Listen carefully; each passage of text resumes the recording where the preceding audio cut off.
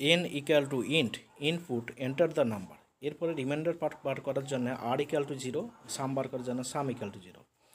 এবারে প্রোডাক্ট বার করার জন্য p ইকুয়াল টু 1। এবারে x ইকুয়াল টু n, অর্থাৎ n এর মানটা x এ স্টোর করা হলো কাজে লাগার জন্য। আচ্ছা, কারণ n এর মান বিভিন্ন রকম পরিবর্তন হবে। হোয়াইল n গ্রেটার দেন 0, তাহলে রিমাইন্ডার পার্ট বার করার জন্য r equal to n modulus 10, sum বার করার জন্য sum equal to sum plus r, আর প্রোডাক্ট বার করার জন্য p equal to p star r. এরপরে কন্টিনিউ করার জন্য n equal to n floor division 10। তারপরে এবার if sum double equal to p, অর্থাৎ সাম অফ ডিজিট আর প্রোডাক্ট অফ ডিজিট যদি সমান হয়, তাহলে লিখবে ওই যে এক্স এ স্টোর করা হয়েছিল print X is a spy number, আর এলস হলে X is not a spy number. Run করি, এরপরে আমি রান করি, ঠিক আছে।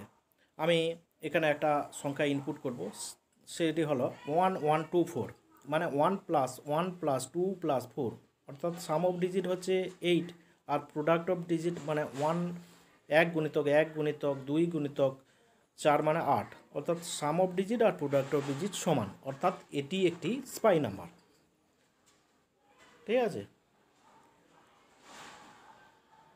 দেখে নাও স্পাই নাম্বার।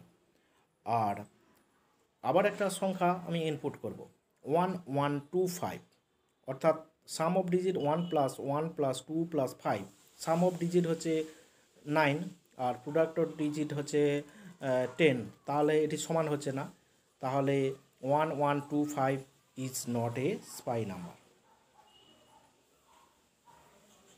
দেখে নাও ভালো করে।